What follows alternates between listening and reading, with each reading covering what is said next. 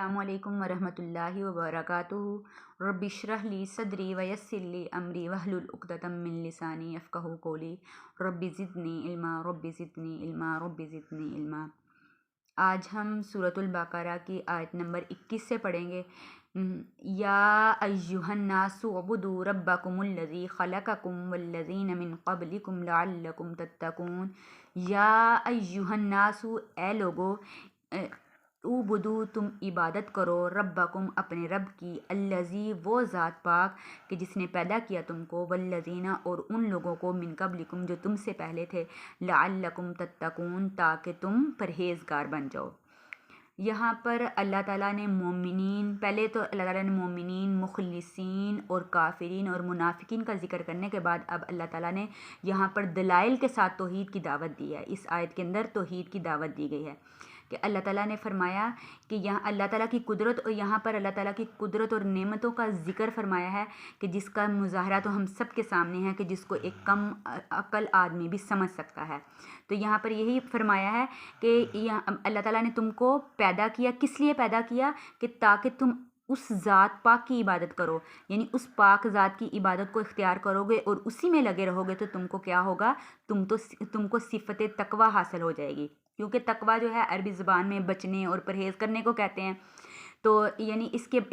اور جب ہم یہ گناہوں سے بچیں گے، کیونکہ تو انسان کے درجات جو ہیں وہ بلند ہو جائیں گے، اس سے یہ بہت بڑا درجہ ہے۔ اللہ تعالیٰ ہی کی ذات پاک کا ہر وقت دل و دماغ میں اللہ کی طرف متوجہ رہنا، اور مطلب اسی کے لیے اللہ کے لیے ہی انسان کا جینا اور اللہ کے لیے ہی مرنا جو ہے، وہ چھوٹے بڑے گناہوں سے بچنا بھی تقوی کے مفہوم میں داخل ہوتا ہے۔ کیونکہ بعض مفسرین نے یہاں پر لعلکم تتقون کا ترجمہ تاکہ تم دوزخ سے بچو، یعنی تاکہ تم بچو دوزخ سے، یا یہ بھی ترجمہ ہو سکتا تاکہ تم پرہیزگار بن جاؤ، کیونکہ سب سے بڑا گناہ تو شرک ہے، شرک سے بھی بچے اور توحید کو اختیار کرے جو سب سے بڑی عبادت ہے۔ کیونکہ چھوٹے بڑے گناہوں سے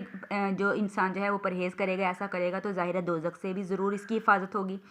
اب یہاں پر اللہ تعالیٰ نے اس کے بعد یہاں پر اللہ تعالیٰ کی وحدانیت کا ذکر ہے، توحید کا ذکر ہے، تو آگے فرمایا کہ الذی جعل لکم الارض فراشا والسماء بناء۔ الذی، وہ ذات پاک کے، جعل لکم الارض، بنایا اس نے تمہارے لیے زمین کو فراشن، بچھونا، والسماء بناء، اور آسمان کو چھت، وانزل، اور نازل کیا، من السماء، آسمان سے پانی، فاخرجا، پس نکال دیا اس کے ذریعے، من الثمرات، پھلوں میں سے، رزقا لکم، رزق تمہارے لیے،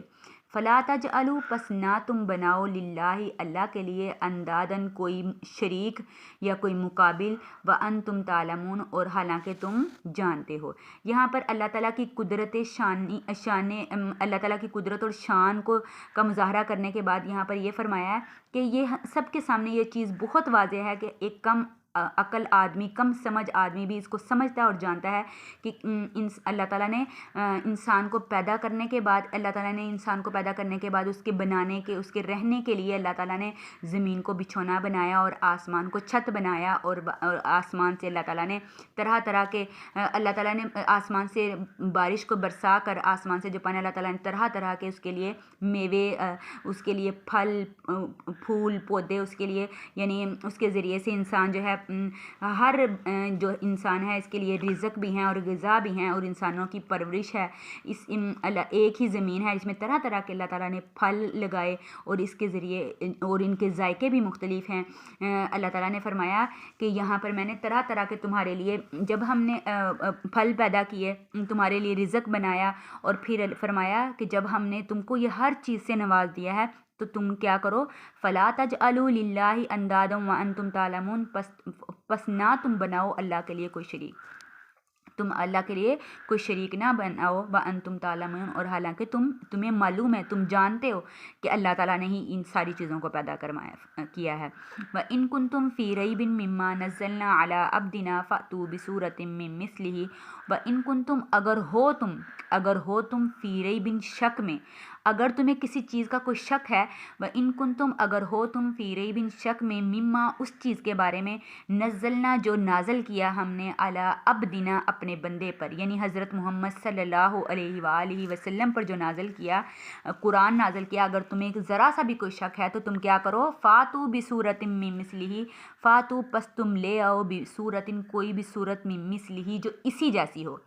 ودعو اور ساتھ میں تم کیا کرو، ودعو اور تم بلا لو شہداءکم اپنے مددگاروں کو، من دون اللہ اللہ کے علاوہ، ان کنتم صادقین اگر ہو تم سچے۔ یہاں پر توحید کو ثابت کرنے کے بعد یہاں پر رسالت کے ماننے اور تسلیم کرنے کی دعوت دی جا رہی ہے کہ کوئی شخص جو ہے وہ اللہ تعالیٰ کو مالک مان لے، اور اس کی معرفت کی بھی، کیونکہ اس کو اس کی معرفت کی بھی ضرورت ہے۔ اللہ تعالیٰ نے اس کی معرفت کے لیے اللہ تعالیٰ نے دنیا میں اتنے انبیاء کرام بھیجے، انبیاء کرام وہ بھی انسان تھے اور انسانوں کی زبان میں بات کرتے تھے۔ جتنے بھی اللہ تعالیٰ نے انبیاء کرام مبعوث فرمائے ہیں، ان کی نبوت ثابت کرنے کے لیے ہر ایک زمانہ میں اللہ تعالیٰ نے اس کے اعتبار سے معجزے بھی عطا فرمائے، کیونکہ نبی علیہ الصلوۃ والسلام آخری النبی ہمارے محمد صلی اللہ علیہ وآلہ وسلم جو تھے وہ کیا تھے، خطۂ عرب میں پیدا ہوئے تھے، اور مکہ معظمہ جو تھا وہ کیا تھا، وہ آپ کا وطن تھا، وہ آپ کا۔ اور یہاں پر جب مکہ مکرمہ میں فصاحت اور بلاغت کا بڑا چرچا تھا، کیونکہ عربی زبان جو تھی وہ بہت مشہور تھی، وہاں پر عربی زبان کو سارے سمجھتے تھے، تو وہاں پر کیا ہوتا کہ جو لوگ تھے وہ آپس میں ایک دوسرے سے مقابلے کے لیے قصیدے لکھتے طرح طرح کے، یعنی فصاحت اور بلاغت کے متعلق، اور جس کا زیادہ اچھا ہوتا قصیدہ تو اس کو کعبہ شریف پر لٹکا دیتے تھے، یعنی وہ ایک قسم کا چیلنج ہوتا کہ کوئی شخص اس کے مقابلے میں قصیدہ لکھ کر پیش کرے۔ جب نبی علیہ الصلوۃ والسلام کو اللہ تعالیٰ نے نازل فرمایا نبی علیہ الصلوۃ والسلام پر، تو یہاں پر ایسا تو کلام کسی نبی پر نہیں آیا، تو آپ کے لائے ہوئے دین کو قبول کرنے میں تو مطلب یہ تو جب ان کے اوپر آیا تو آپ